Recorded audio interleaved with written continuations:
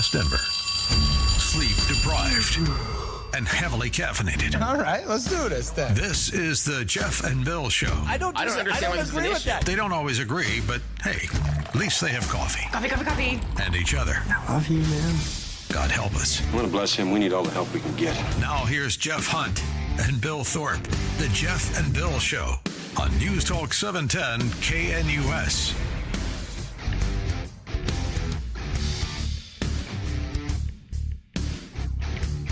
It is 8 a.m. in the Mile High City on this Tuesday, October 21st, 2025. Good morning, Denver, Colorado. You've tuned in to the Jeff and Bill Show, News Talk 710 KNUS. I'm your co-host, Jeff Hunt, along with Bill Thorpe, bringing you the freshest insights, hottest takes from the right, left, and center. Coming up this hour, we're going to talk with Representative Jarvis Caldwell. Democrats going, there's no crime problem in Denver. What are you talking about? Deep saying Badesha, tweeting out yesterday, there can't be a single person in America who still thinks Denver is one of the most dangerous cities after watching the season of Love is Blind.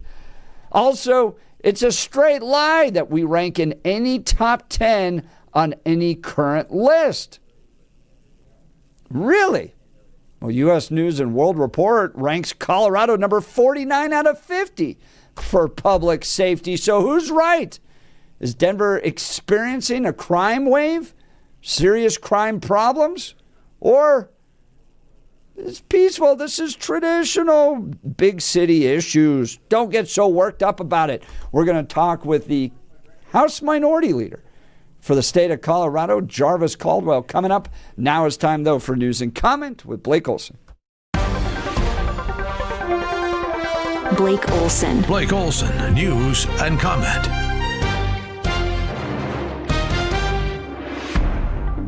Good Tuesday morning, 35 and sunny, expecting a high of 69 today. News sponsored by Pastor Camp Heating and Air Conditioning at 303-777-1234 to learn more about special savings opportunities on Lennox equipment. Our top story, the government shutdown, is now 3 weeks old, the second longest in U.S. history. Another vote in the Senate failed to end the shutdown Monday. No votes are scheduled for today, but Senate Republicans will be having lunch at the White House, where DJT is expected to thank them for keeping a unified front. 47 is getting the go-ahead to deploy National Guard troops in Portland. The Ninth Circuit of Appeals ruled Monday that the presidential determinations are not reviewable by federal courts. Last night on CNN, they're still outraged over the AI video of King DJT dumping Harry Sisson with excrement. Scott Jennings. Well, yeah, he was making a point. I mean, why shouldn't the president use a made-up video to respond to a rally that has a made-up reason? I mean, it's a non-existent reason. We don't have a monarchy in this country. We have a presidency won by Donald Trump, who won the popular vote, who won the Electoral College, who won all the swing states. We have a democracy. People voted, and they elected the president, and the only thing they're mad about is that he is lawfully executing the office of the presidency and enforcing laws that have been on the books for a long time. So he made up a video, they made up a reason to have a rally, and I think it was kind of funny, to be honest with you. VPJD is in Israel for a 2-day visit. Vance's visit comes after Hamas returned the body of another dead hostage to Israel. The remains of 15 more are still believed to be held by Hamas inside Gaza, and DJT saying that numerous Middle Eastern countries are on standby to eliminate Hamas in a manner that is fast, furious, and brutal if Hamas continues to act up. Virginia Roberts Giuffre's posthumous memoir is out today, Nobody's Girl, a memoir of surviving abuse and fighting for justice. Details how she was groomed as a teenager as a victim of Epstein and other men. Giuffre completed the book before her death by suicide, allegedly. In April of this year, she was only 41 years old. I have not read the book. I read the Free Press's coverage of the book. And is that right? Disturbing. Oh, my gosh. I mean, it starts with her dad. Yeah, I've heard that. It starts with before. her dad, and then she's just, for the rest of her life, passed around. It's just heartbreaking. Just terrible. So it is. No doubt. Yeah, over the years, I've heard 2 or 3 interviews with her, and it's just heartbreaking. They talk about a former prime minister that has essentially raped her to the point of violence, but they didn't name the prime minister. Yeah. Do you know which one that was? Exactly. Do you know? I do not. I don't. I don't know who that is. No, I don't. Yeah. Goodness. Well, I can't. I think I had heard someone say who it was, but I'm not certain. It's just, it's horrible. The whole thing is disgusting. Yeah. So, I don't know. It's going to be a tough read, no doubt.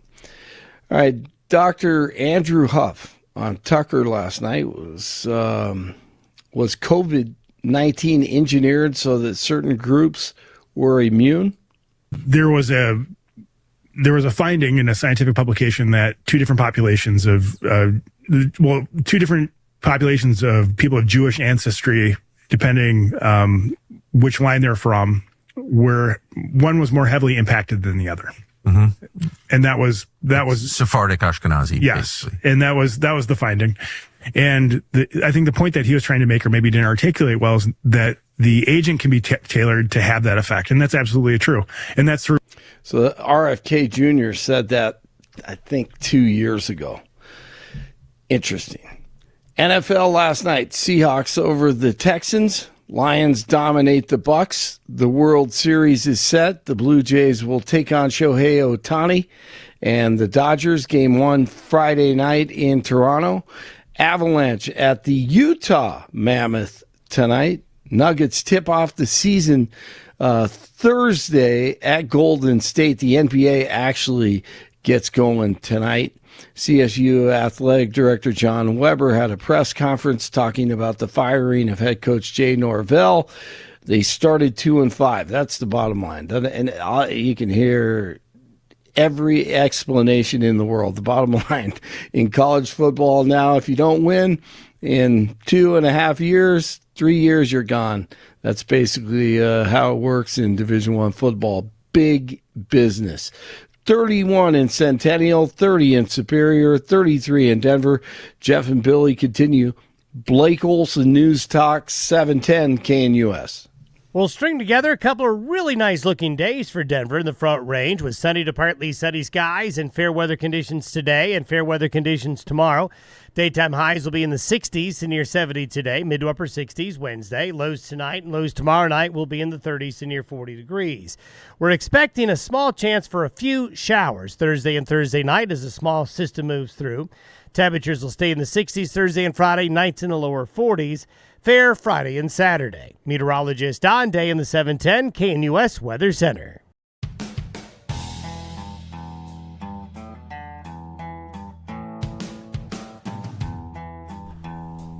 One of the most intriguing things I've found about Democrats when I interview them is this kind of ostrich head in the sand take on crime in Colorado.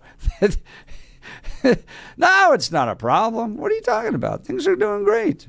Deep Singh Badesha, regular guest of the show, co-hosted with me last week, tweeting out yesterday, there's not a single person in America who thinks Denver is one of the most dangerous cities, especially after watching this season of Love is Blind. I haven't watched Love is Blind. Are you a Love is Blind watcher? No, I'm not. So I don't know what he's talking about. But I don't either. Yeah. He says it's also just a straight lie that Denver ranks in the top 10 on any current list. And he's responding to Gabe Evans, pointing out that we have Tren de Aragua problems. We're one of the most dangerous cities. We are, I found this wild. We're number 3 for bank robberies in number. That's crazy. Not per capita.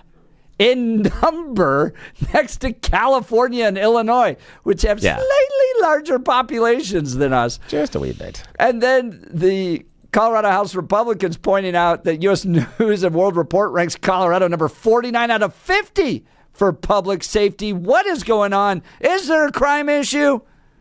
Maybe the Republicans are just making it all up. Well, joining us to give us some insight and comment is Representative Jarvis Caldwell. He's the Colorado House Minority Leader. It means he's the top Republican in the Colorado House of Representatives. Good morning, Representative. Thank you for joining us. Yeah, thank you. Hey, good morning, guys. Any chance I get to join Colorado's handwriting homes, I'm happy to do it. I will say, hey, Jarvis, we're going to call you right back. We got a little bit of a connection issue. Meanwhile, I'm going to talk to you about Gyrie's here real quick. We went to Gyrie's recently. My wife and I did.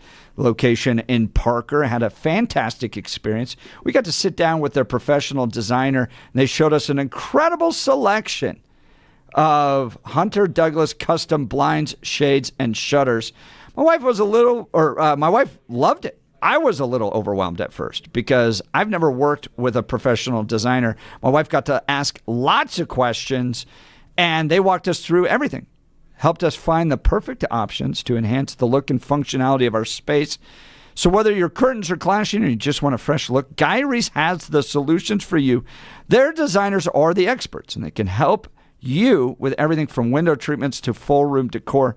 Here's the best part. They offer a personalized in-home consultation. That means they'll come directly to you. So you can get the same expert advice right in your own home as we got. We have remote control blinds now. It's absolutely fantastic. We love it. Do yourself a favor. Get started today. Visit Gyrie's.com to schedule your in-home consultation. GUIRYS.com. GUIRYS.com. Go see the great people at Gyrie's. You'll be sure to thank me. Bill, how are we doing? Do we need a moment? We're having some technical issues. Okay, we're going to go to a break. We'll be back and see if we can get the phones working. You're listening to The Jeff and Bill Show. This is 710 KNUS. Wake up, Denver. There's no better place to start your morning than IHOP, where the pancakes are fluffy, the coffee is hot, and the smiles are endless. Wednesday, October 22nd, join Jeff and Bill as they broadcast their show live from IHOP at 9565 South University Boulevard in Highlands Ranch. You're officially invited to be part of the excitement. Come grab your favorite breakfast and watch the Jeff and Bill Show in action from 6 to 10 a.m. Don't forget to try the special Jeff and Bill breakfast.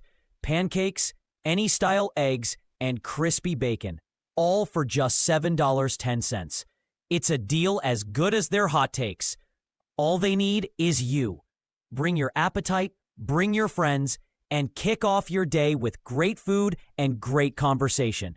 See you Wednesday, October 22nd at IHOP.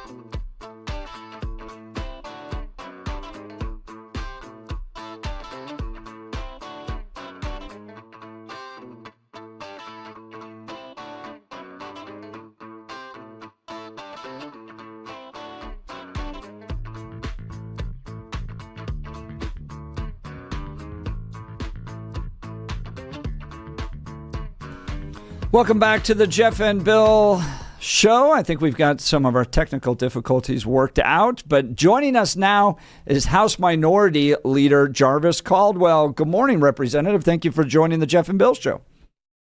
Hey, gentlemen, I really appreciate it. Any chance I get to go on Colorado's Hannity and Combs show, I'm happy to do it. That's right. That's right. Thank you, brother. So, look, I've run into this over and over again. It's not just Deep saying Bodacious tweet yesterday. I asked Ted Trimpa this on Monday when he co-hosted. I was like, what are you guys doing about the crime issue? I mean, isn't this an issue you're taking more seriously and coming up with plans to address? And the progressives and Democrats just look at me like, what are you talking about? Like, there's no crime issue. Yeah, sure, cities have problems, but nothing unique. Denver's fine. What's your response, Representative Caldwell? Well, I do go deep on a personal level from the Capitol, and he's a nice guy, but I think his love for progressive politics has blinded him to the realities. If he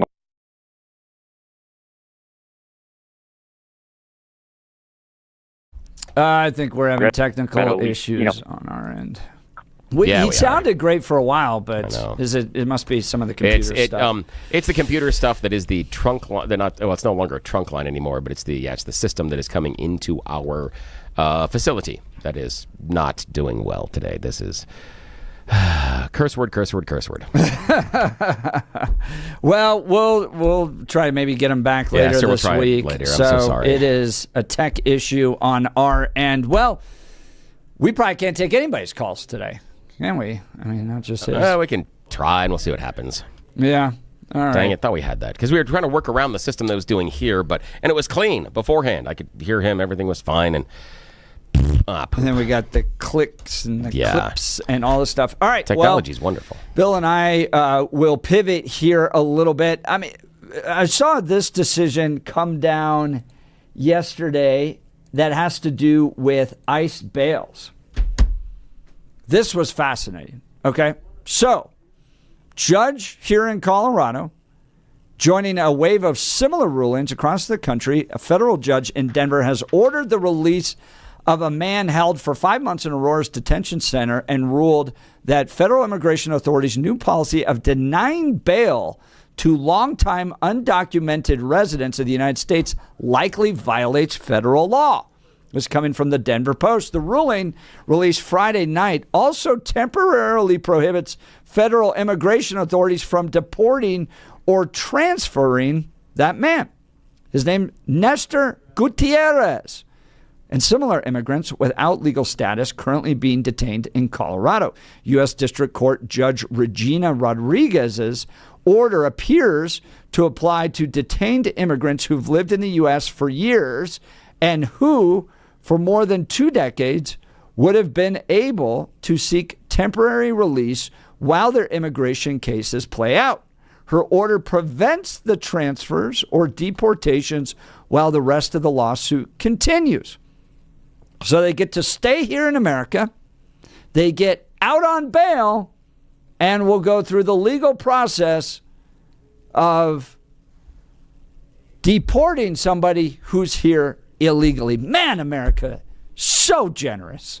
As immigration arrests have surged and detention centers have swelled, the Trump administration this year unilaterally directed immigration courts to reinterpret long-standing federal law and to stop granting bail hearings for longtime residents. Immigration attorneys and advocates have argued that the policy is intended to keep immigrants detained to encourage them to either request their own removal, so there's a way to get out, or stop fighting their deportation order. During court proceedings in Aurora this month, a Denver Post reporter watched several detainees request their own removal. Wow. Wow. Imagine that.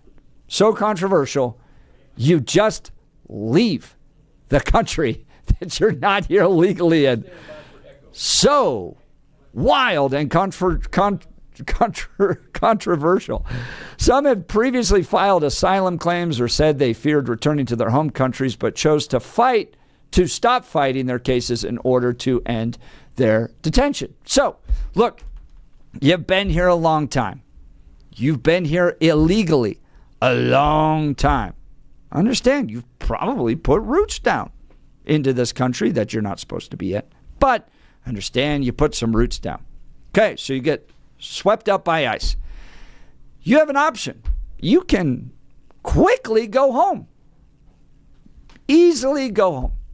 Right? They'll even give you $1,000. They'll buy the plane ticket for you to go home. But you want to stay and fight. Okay, Trump administration saying, we're going to keep you detained. You've already proven that borders don't matter to you. Rule of law doesn't matter to you. We're going to keep you detained. But no, the progressive judges, they want you out on bail. And we know how well that works in Colorado to keep you from Jeff, doing bad things. Hate to interrupt. Well, I do want to interrupt. I think we can try Jarvis Caldwell one more time. I think. Well, I'm trying a totally different technological way to weave this through. Let's You hold want our to breath. try? Yeah, All right. let's see what happens. Let's just see. Will you give him a call and see? Actually, it should be right now. Let's see if he hears us. Hey, Representative Caldwell, do you Can hear you us? gentlemen hear me? Oh my gosh! There it is. Yes, sir. Okay, I'm going to hold my breath to see if this thing stays steady. So we'll see what All happens. right. So we've got phones. We found a way to bounce it off of some Russian satellites, and we've got Jarvis Caldwell here. Well done. Representative, we'll get back to this case regarding bail for illegal immigrants in Colorado, but let's get to the larger issue of crime. Does Colorado have a crime problem? Yeah, so I think Deep's love for progressive politics has blinded him to the realities that everybody else sees. You were talking about bail, and we ran a bill to take away probation for child rapists in Colorado, and unfortunately, the Democrats in House Judiciary killed it. And they said because when people go to prison, they turn into worse people. And so that's why we shouldn't put child rapists in prison, which is a pretty wild take considering, how does it really get much worse than a child rapist? And if prisons aren't made for that, then what are they made for? But that's kind of what we're working with here at the Capitol, that mindset. I like the idea that prison's an awful place. You watch these criminals come out and they're like, I don't ever want to go back to that place. I'm like, yeah, I know. I've known folks that have had to go in and the strip search is demeaning. It's terrible. It's not a fun place. The food's terrible. Look, obviously I don't want people living in inhumane conditions, but, it seems to me that it's healthy for society if the prison experience is a way to keep people from wanting to go back into it, right? Like maybe restrain people from wanting to commit other crimes. Your thoughts? Yeah, absolutely. You're supposed to be incentivized to not go to prison, right? Because it is a bad place. And don't get me wrong, like I'm all for rehabilitative efforts and getting people education while they're in there so they go back into society and they're productive members of society so they don't go back. But, as a representative, my number one goal is to keep the innocent people who are not committing the crimes safe, first and foremost. And so if you need to go to prison to keep the rest of the people safe, then that's fine. And then let's talk about rehabilitative efforts, but protect the innocent people first. And then let's talk about other efforts. That's Representative Jarvis Caldwell. He serves as the House Minority Leader. That's the top Republican in the Colorado House of Representatives. Now, Denver requires people visiting it to thrive. Half of its revenue comes from sales tax. Here's AI overview of Denver sales tax revenue has decreased and is not rising at the level that it used to and necessary for it to do all of its little progressive programs. So if people from Highlands Ranch, Cherry Hills, Arvada, Boulder, nice parts of town, people with disposable income, they don't come to the city of Denver, then Denver doesn't get its sales tax. It can't run its programs. That's in part why you're seeing its massive budget deficit, $200+ million. Okay? To me, that sends a very clear signal that people don't trust the city of Denver to be a safe place. If people without disposable income aren't going to the city, then why is it? Is it because the food options are terrible? No, they've got some great food options down there. Is it because the entertainment's terrible? No, they've got wonderful entertainment. We've got great sports teams. We've got all this stuff happening. Why aren't people going to Denver? For me, it's crystal clear. It's the crime issue. Yet Democrats don't seem to want to address it or even acknowledge that it exists. What are your thoughts? Yeah, I mean, here's the thing is people don't have to go to certain places, right, for entertainment if other places are offering it. And I think that's why you see places like Douglas County doing so well, because you got Sheriff Darren Weekly down there who's like, hey, if you're going to commit crimes, don't come here because, you know, we will arrest you. And then you have George Brockler saying, and we will prosecute you. And those places are more appealing now, which is why they're expanding the way they are, because people have options, right? I kind of think of, you know, the whole Bud Light thing. And it's like, hey, people don't have to drink your beer. There's other options, and they're going to take those other options, you know, if you're not appealing to them. And I think that's what we're seeing right now with Denver. People are just going to go elsewhere, and the city's going to suffer for it, unfortunately. And this seems to me for Republicans and conservatives a critical issue, because we have lost suburban women as a voting bloc for our party. I'm a Republican. You're a Republican. They used to be kind of Mitt Romney supporters, but for whatever reason, they seem to have gotten a lot more progressive. Douglas County, for instance, has shifted 20 points. This, to me, seems like a really important message for Republicans, because no matter what you may feel about social issues, Donald Trump's personality, white guilt, whatever it might be that's made you a progressive, safety, particularly the safety of your neighborhoods and your children and your kids' schools, is paramount. As you pointed out, Darren Weekly, George Brockler going, no, you're a criminal. We're putting you in jail. In fact, Darren Weekly was telling me the other day, 80% of the inmates in his county jail aren't from Douglas County. So they're running around doing crime. Then they happen to come through Douglas County. Darren Weekly's there to pick them up. So Weekly, Brockler, tough on crime, making communities safe. Do you think that eventually that difference between Denver, Arapahoe County, and Douglas County is going to start to play itself out, Jeffco, with how conservatives are responding to crime versus progressives? Absolutely. I mean, even down here in El Paso County where I'm at, you know, we have DA Michael Allen, we have Sheriff Joe Roybal, and they're very much like Weekly and Brockler. They're tough on crime, and they're like, hey, don't come here and commit your crimes because you will go to jail. And unfortunately, again, because Denver is a great place, they're going to have to suffer for it by lost revenue, and then they're not going to be able to, you know, pay their bills. And unfortunately, it's just going to keep cascading. And so, you know, great for other areas, but bad for Denver.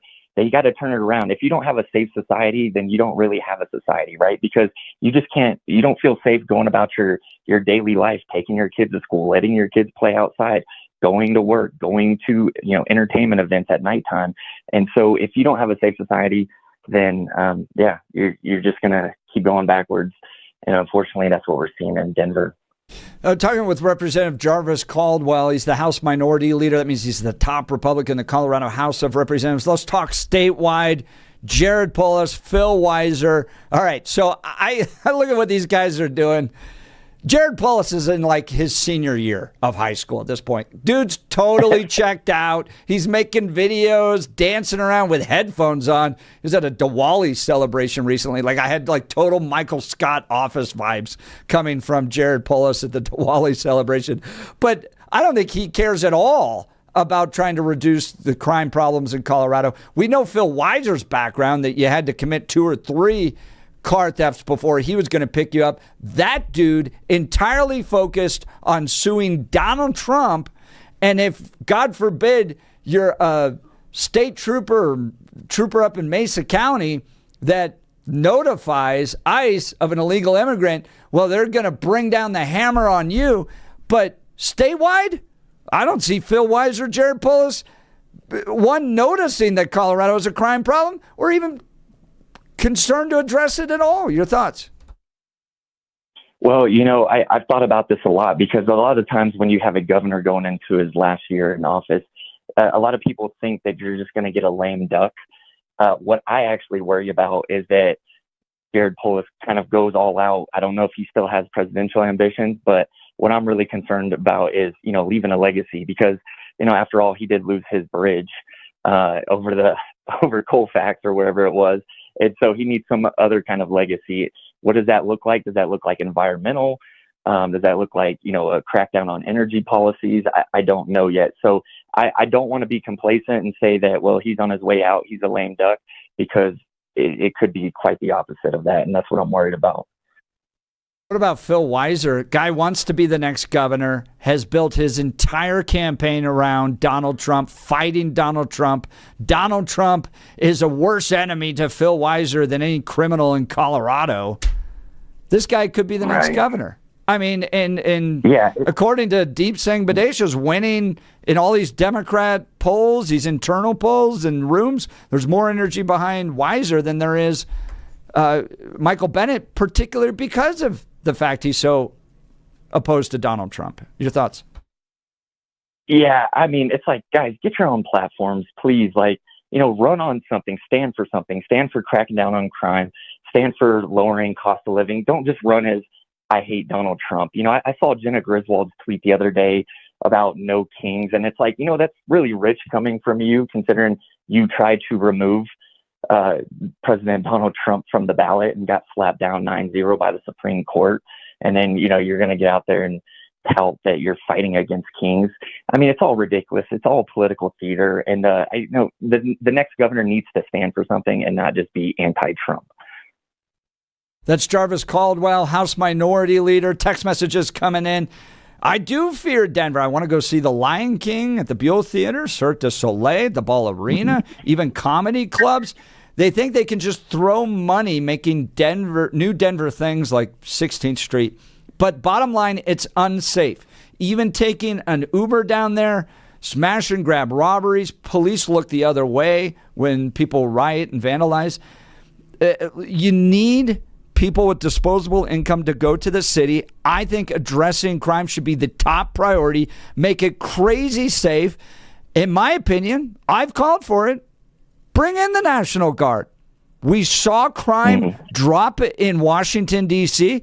I didn't see massive civil rights violations. No one's checking papers, to go down and visit. They basically stood around, but just having them there deterred crime. I think Mike Johnston should invite the National Guard down. What do you think? I just think he should do his dang job and handle it at his level. He has the resources to handle it. I don't know if he has the will to handle it. But, the reality is it's the job of the president to protect the country. And if the Democrats in power are failing to do it, then you know what? It might be last resort, but you got to do what you got to do to keep the people safe if the local electeds aren't doing it. 6858 went to the beer fest the other weekend. Downtown was a ghost town. Yep, I agree. I've walked down there too, and it's a lot of empty buildings. I mean, they can't even get the Denver Post building to have occupancy. The people there aren't paying the bills. So tell us how Republicans seize this moment and provide a stronger vision for a safer Colorado. Representative Jarvis Caldwell. Yeah, absolutely. So, I mean, the crime and cost of living are the two big things that we're focused on right now, because it is just such an issue at the forefront of everyone's mind. You're going to see some crime-related bills, cracking down on crime, coming from the Republicans in this upcoming session. I personally am going to be a part of at least 2 or 3 of them. We're going to have a strong judiciary committee, and we're going to do what we did this past session, which is highlighting the craziness of House judiciary. That's kind of where my bread and butter was this past session, was just exposing how ridiculous House judiciary is and pointing to people and saying, listen, this is why we have a crime problem here, because it takes an act of God to get a bill through House judiciary that actually cracks down on crime, because the most radical left people in the entire legislature sit on House judiciary, and a very far left member chairs the committee. And so if you want to know why there's no improvements here, at least from the state level with our laws, It's because it can't make it through one single committee. Now, if it makes it through that committee and it goes to the main House floor, it'll pass with flying colors. Getting it through that committee is the fight. It's Representative Jarvis Caldwell doing his best down at the Colorado State Capitol to hold Democrats accountable for their weak on crime policies. One big thing that I think, need to address here in Colorado are these judges. I think the left figured out that a little bit of money to get the judges in and keep them in, with a Democrat governor, meant that they could have real big control over the policies that are being implemented in our communities. And nobody, even when they have this bizarre judge review process, and even when that happens and they're like, don't retain this judge, people are like, vote to retain judges. Do we need to do a better job of getting some of these bad judges out? But if we have a Democrat governor, are we just going to replace them with other progressive judges? What do we do about these judges in your mind? No, you know what? I completely agree. We need to do a better job of highlighting what judges are failing to protect people and doing such a bad job. And, I fall into that trap too. When I get my ballot and I see all these judges, I'm like, I might know who a couple of them are, but, it's as plugged into politics as I am. If I have a hard time knowing it, then, your average person just working hard, trying to raise their family and pay the bills, probably definitely don't know who these judges are. So, maybe that's an area that we need to focus on and put out a voter guide, if you will, and actually track some of these horrible decisions by these judges. And then you need a conservative governor that can replace them. That's why that race is so important, because you put Phil Weiser back in and you're going to continue to get these soft on crime policies. It stems from the progressive worldview. They put their head in the sand. They're not acknowledging the crime problems. When good lawmakers try to bring up laws to hold criminals accountable, they're shot down at the state capitol regularly. And then Democrat governors put in these progressive judges. The whole system is meant to put criminals first, put victims and citizens second. It needs to be addressed, and Colorado voters need to wake up to it. That's Jarvis Caldwell, House Minority Leader, joining the Jeff and Bill Show. Thank you so much for working through the technical issues. We sure appreciate your time today, Representative Caldwell. I appreciate you guys. Thanks for sticking with me here. I appreciate it. All right, we'll continue. We'd love to hear from you. Join the conversation. Is crime a real issue in the state? Democrats continue to say no. You got the governor dancing around with headphones on, not coming up with any solutions on this. Phil Weiser thinks that the top criminal to take on is Donald Trump, not anybody that's actually going to affect your life in a negative way. So give us a call, 303-696-1971. Text us on the Dan Caplis Law text line, 720-819-5115. You're listening to The Jeff and Bill Show. This is Denver's Talk Leader, News Talk 710 KNUS.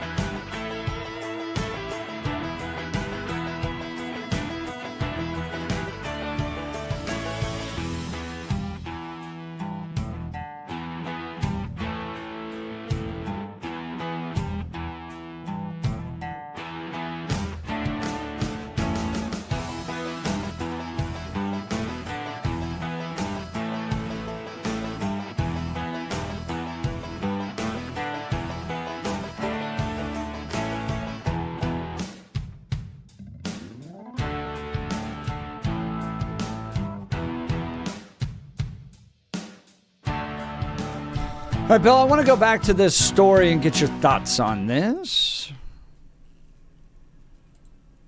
Colorado judge says ICE likely violates federal law by denying immigrants bail hearings. So these are the ones that have been around for 20 years.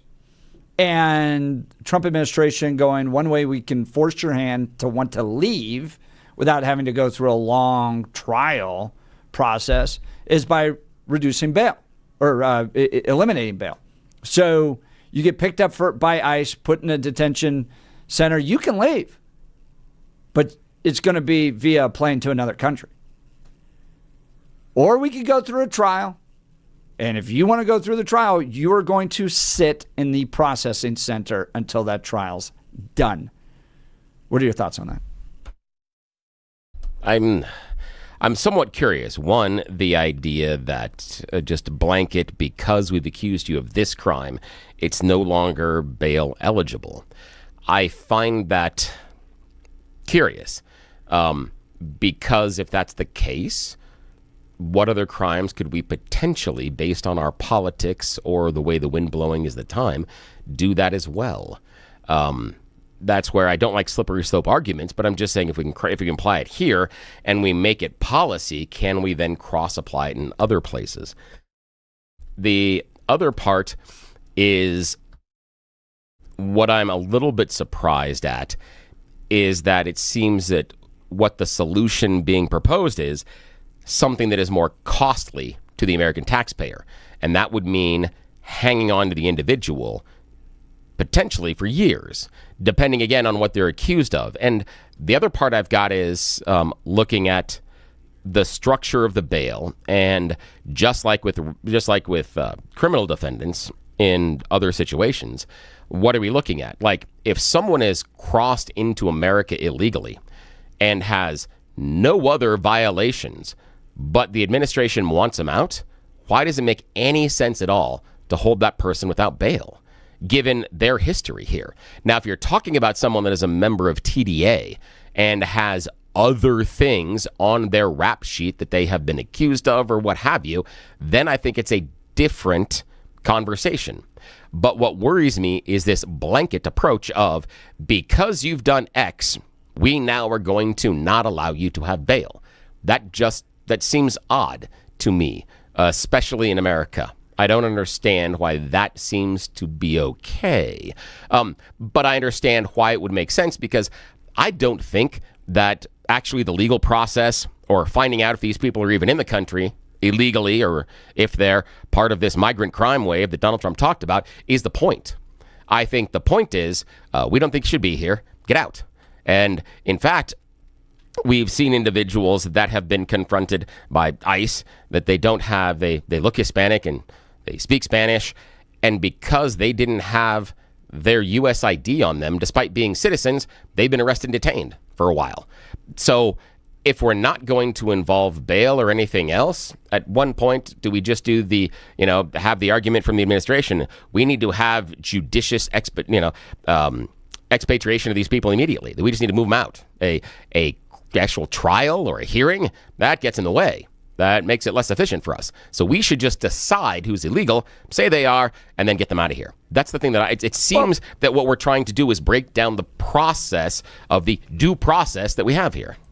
So in some cases, yeah, I mean, you're literally just thrown back over on the other side of the border. So you do have people that come constantly, violate the border laws, right? And the United States isn't going to put you through a trial on your 20th time that you've been busted for crossing the border. You're not going to get an attorney. You're going to be thrown back in the truck and driven back to the other side, okay? So in some capacities, yes, that takes place. But you're dealing with people that have already demonstrated, laws, rules, they're for suckers. I mean, we didn't follow the rules to get here in the first place. So, bail? Requirements to show up for a trial? Ha! Suckers. I'm going back to live underground. So, I understand why the Trump administration's like, you get popped, we're going to keep you until the trial's done. There is a way out.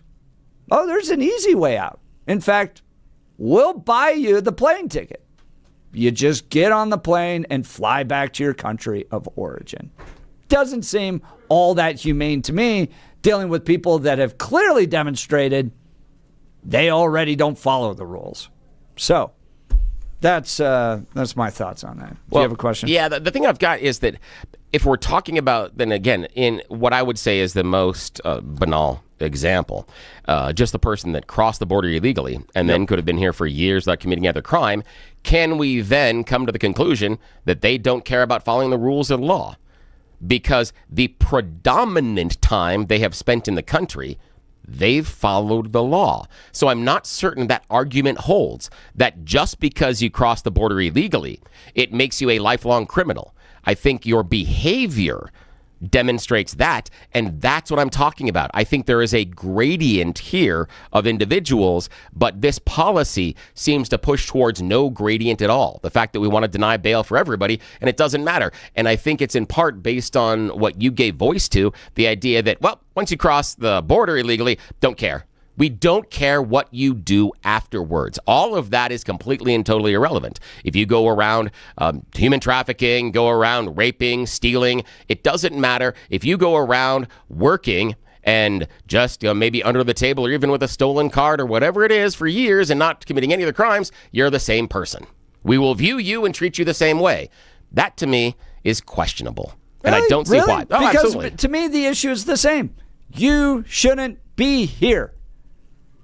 It's not that hard. Isn't the issue... You broke the rules. You didn't follow them. You shouldn't be here in the first place. Now, granted, it's exasperated in this, or exasperated. Goodness, it's Tuesday morning. My brain's still waking up.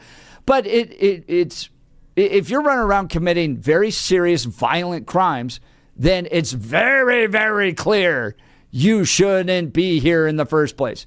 But if you shouldn't be here in the first place, you shouldn't be here in the first place. It's that simple to me. Do they qualify then as this dangerous criminal? Are they part of the migrant crime wave? Because I disagree that if someone crosses the border and doesn't do any other crime afterwards, they become part of this dangerous migrant crime wave, because I have yet to see the danger posed by those individuals. I don't see the greater danger to the rest of society if they're not out there doing the crimes, because that's the issue. We have to remove them because they're migrant criminals. I understand you're jumping to danger. Yeah. Should they be here in the first place? I mean, to me, that's the question.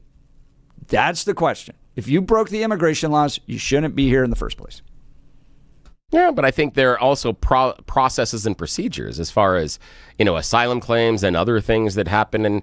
And I also think that our immigration system is broken. This is my personal opinion, that it's broken and it incentivizes the illegal immigration because it is so problematic in order to navigate through the system and takes such a long time and can be onerous, especially if you're in certain situations. I wouldn't want to wait 5 to 10 years if I'm worried about what's going to happen to my kids in the community that I'm living in. No, I can see the incentive to want to come here and bring my children, even though they cannot make the decision and bring them here. But they would be viewed as criminals, yet they did nothing necessarily wrong. But yet if they grow up and they're doing, we've seen this time and time again, they haven't done anything other than mom and dad bringing them when they were underage, yet they are lumped into this large migrant crime wave. I think that this is a gradient decision. Deciding and going after this as black and white, I think, is a wrong approach. And the approach of saying, well, are you supposed to be here or not? And now we're going to make the determination. I think that's incorrect. I think there are more things that should be involved. There is a process. All it did was incentivize cheaters. They're cheaters. They jumped the line. They didn't follow the rules. And yes, the process is difficult for a reason. Because we want to make sure the right people join our country and become American citizens. Those right people are the ones that follow the rules. By skipping ahead, by not following the rules, you are demonstrating to everybody that you don't deserve to be here. That is why I think the Trump administration is right. Put a little pressure. That pressure being you get swept up in these ICE raids, you're going to be detained likely without bail. And if that's the case, you're going to spend considerable time hanging out in a detention center waiting for your trial to come. There's an easy way. Go home. Go home. You have to be very direct and straightforward, because for decades we haven't been, and it's created serious problems for our community. All right, join the conversation. Maybe do our phones work? No, not a lot. All No. right. I don't trust them right now. So yeah. Text. That's join great. the conversation via text 720-819-5115. Here's the thing. You talked a second ago. 720-819-5115. You talked a minute ago about the fact that since they've created all sorts of problems for the community. Have they? If they've come here and they haven't committed any of their crimes, is there necessarily a problem in the community? Okay, you want to go through it? You want to go through it? Absolutely. All right. We've got housing cost issues because we have more people here that shouldn't be here. Wait, so I thought, if they leave, but I there thought will be more homes available. I thought the these were price people will go down. Not necessarily, and I thought these were people that were living. We always hear about multiple families, that they're the ones breaking these rules about number of people living there. It seems I don't agree with that. So you'll end up with that. Two, you look at the budget crisis that the city of Denver's facing. They spent $356 million on illegal immigrants. You have Denver citizens without jobs right now because the city thought it would be best to spend money on illegal immigrants via their own citizens. Services. But that's a city. That's a city decision. That's not necessarily applicable across the rest of the state. Nor showing that just because someone's an illegal. It's very applicable across the state. Not because someone's just necessarily something's healthcare necessarily cost. Having to incarcerate these people, all the costs associated with that. You have hundreds of millions of dollars spent in this nation providing services to illegal immigrants. Yes, it's a cost. And then you have the crime of people being raped and murdered that should have never happened because they were here in the first place. Again, but that is the migrant crime wave. Those are not the people being arrested. Doesn't matter. Oh yeah, yes, it does. Yeah, yes, it does. Totally being arrested. Not in a large portion of them. That's not it. That's the portion. Go after those criminals. Fine. We got to get to a break. You're listening to Jeff and Bill. 710 KNUS.